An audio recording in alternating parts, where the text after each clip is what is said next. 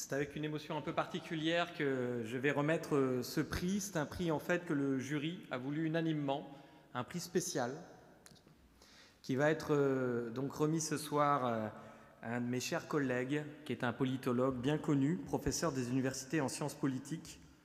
Il est membre du Conseil des sages de la laïcité de l'éducation nationale et il est sans doute bien connu de vous pour certains de ses ouvrages. Je pense notamment à L'insécurité culturelle, sortir du malaise identitaire français, La nouvelle question laïque, choisir la République, ou encore Le péril identitaire, paru en 2020. Il est aussi connu sans doute de beaucoup de vous pour être le cofondateur du Printemps républicain. J'ai nommé le professeur Laurent Bouvet,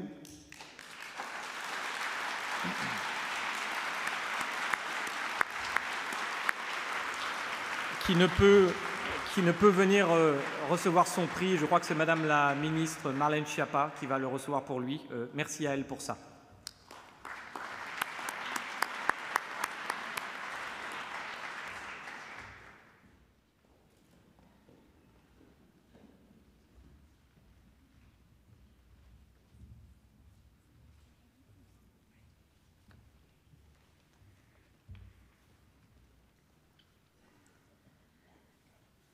Monsieur le Premier ministre, cher Manuel Valls, Madame la ministre, chère Sarah, Madame la maire de Paris, Mesdames et Messieurs les élus, Monsieur le Président d'honneur, Monsieur le Président du Comité Laïcité République, Mesdames et Messieurs les élus, Messieurs,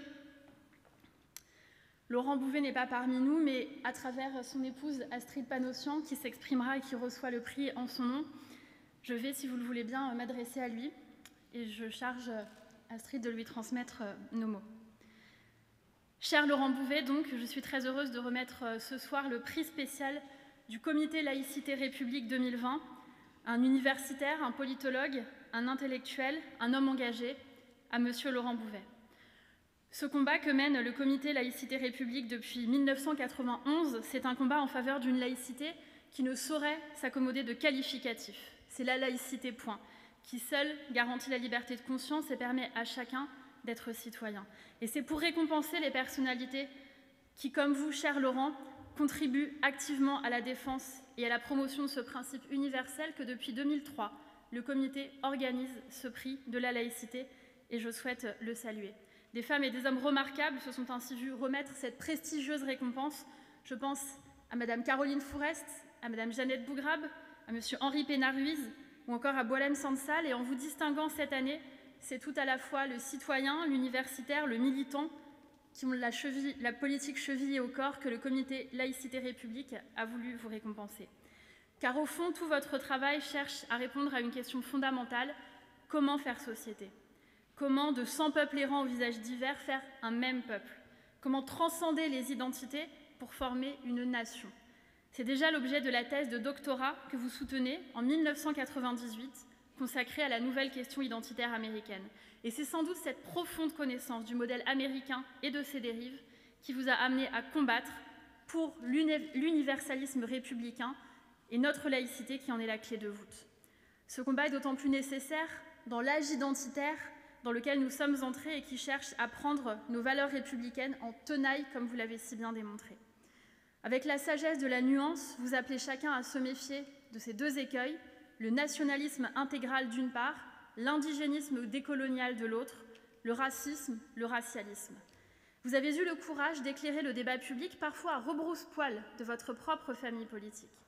Et ainsi, le concept d'insécurité culturelle, indispensable à la compréhension du vote d'une partie des classes populaires pour l'extrême droite, vous vaut une première levée de bouclier. Pourtant, quoi de pire que de ne pas vouloir nommer, ni même voir, le mal que l'on veut combattre. Encore sont dit que seuls les arbres sans fruits ne reçoivent pas de jet de pierre. Ils sont nombreux à avoir tenté de vous jeter la première pierre en raison de vos engagements. Ces engagements sans faille en valeur de la République et de ses idéaux vous avez eu de solides inimitiés parmi ses ennemis. Vous avez par exemple été prise à partie lors de la manifestation du 10 novembre 2019 où les islamistes et leurs alliés de tous bords, toute honte bue, ont arboré des étoiles jaunes, considérant dans un amalgame effrayant et indigne que la République laïque, indivisible, démocratique et sociale et le régime de Vichy se seraient du pareil au même. pourtant garantissant à la fois la neutralité de la puissance publique, les libertés de conscience et de culte, ainsi que l'égalité de toutes les religions face à la loi. La laïcité réconcilie celui qui croit, celui qui ne croit pas, celui qui doute. Elle est le plus puissant ciment de la cohésion nationale dans notre pays qu'ont déchiré tant de guerres de religion à travers l'histoire. Elle est le meilleur antidote aux dérives séparatistes qui gangrènent ça et là notre pays. Attaché comme vous, cher Laurent, à ce principe, j'ai voulu qu'il soit conforté, et c'est le sens de la loi que nous avons fait voter et promulguer l'été dernier. Pour mieux porter cette ambition d'une laïcité réaffirmée, nous avons créé un comité interministériel de la laïcité présidé par le Premier ministre, dont le secrétariat général est assuré par le ministère de l'Intérieur, mis fin à l'Observatoire de la laïcité et gravé dans le marbre législatif que le 9 décembre, date anniversaire de la loi de 1905, sera désormais journée de la laïcité. À cette occasion, avec Rachel Kahn, qui a accepté d'en être la marraine et que je salue, nous remettrons à notre tour un autre prix de la laïcité que nous avons doté d'une somme de 50 000 € pour accompagner la mise en œuvre des projets récompensés. Et si j'évoque ces mesures et ces actions devant vous, c'est qu'elles doivent beaucoup, beaucoup à Laurent Bouvet. Je voudrais brièvement vous raconter la première fois que j'ai rencontré et dîné avec Laurent Bouvet, car je connaissais la personnalité, l'homme public.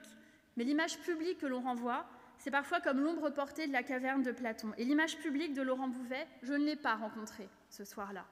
Nous étions dans la salle de réception de mon précédent ministère. Je n'étais pas alors une ministre installée depuis près de 5 ans, mais au contraire une jeune novice, débutante, sous le feu des critiques diverses et variées, et qui avait besoin d'aide. En toute simplicité, et par l'entremise de nos amis communs de la Fondation Jean Jaurès, Laurent Bouvet a accepté de venir, et autour d'un bon plat italien et d'un verre de vin, avec beaucoup d'humilité non feinte, beaucoup de gentillesse, beaucoup d'intelligence, Laurent Bouvet m'a conseillé sur la manière dont je pouvais partager plus clairement mes convictions et mes opinions sur la laïcité et sur la République. Il y a eu dans les années qui ont suivi d'autres dîners, d'autres verres de vin, souvent avec Astrid, parfois en présence de Netflix, je parle du chien et pas de la plateforme, et quelques apéros en Corse. Et au-delà de nos convictions communes, c'est un honneur pour moi de pouvoir me dire l'ami d'Astrid et de Laurent. J'ai parlé de Laurent Bouvet, l'intellectuel, le personnage public. Je veux bien sûr brièvement évoquer Laurent, le mari amoureux de sa femme, le papa aimant et fier de ses filles, l'ami indéfectible, mais j'y reviendrai. Et nous avons en commun, cher Laurent, cette défense du principe de laïcité, de lutte contre tous les séparatismes qui menacent notre République, de révolte face à l'islamisme. Et vous vous y engagez avec ces qualités exceptionnelles que nous vous connaissons tous ici. D'abord le courage de vous affronter face au conformisme intellectuel, de porter le fer dans votre propre famille politique quand il vous semble qu'elle n'est plus fidèle à ses propres idéaux. Le courage, mais aussi l'humour, un humour permanent, souvent dévastateur, toujours sans concession. J'arrive à la fin de ce discours et je sais que les amis de Laurent se disent « Mais comment parler de Laurent sans parler de son amour des contrepétries ?» Une journée qui commence bien, c'est une journée où on lit les contrepétries de Laurent Bouvet sur Facebook. Vos amis en font parfois les frais, mais comme disait Kundera, et je sais que je vais un peu dénaturer la citation, quand il n'est plus possible de renverser le cours du monde, la seule résistance est de ne plus le prendre au sérieux. Il n'y a pas de contrepétrie dans cette citation. Courage, humour, mais aussi fidélité en amitié, une fidélité à toute épreuve qui vous permet de compter, dans la tourmente ou dans les drames, sur des fraternités inébranlables. Je l'ai dit, vos amis vous respectent, vous aiment, jouent un rôle important dans votre vie, vous savez pouvoir compter sur elles et sur eux. Alors je n'ai pas la classe naturelle ni la grande dignité d'Astrid Panosyan pour évoquer ici l'épreuve que vous traversez, mais à ce sujet, je tiens très simplement à parler de votre courage, de votre énergie vitale incroyable, de votre humour en toutes circonstances, de votre bienveillance, de cet humour dont vos filles ont hérité d'ailleurs, et je veux dire à Emma et à Charlotte qu'elles ont un père qui, par son intelligence, par son immense courage, par son amour des échanges, son attention aux autres, aura grandement fait bouger les lignes du débat intellectuel en France, et ce sur de nombreuses questions.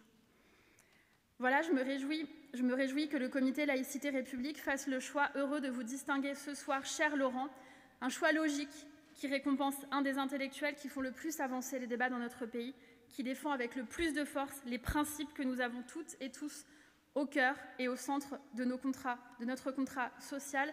Je vous remercie. Astrid, Laurent, je vous embrasse.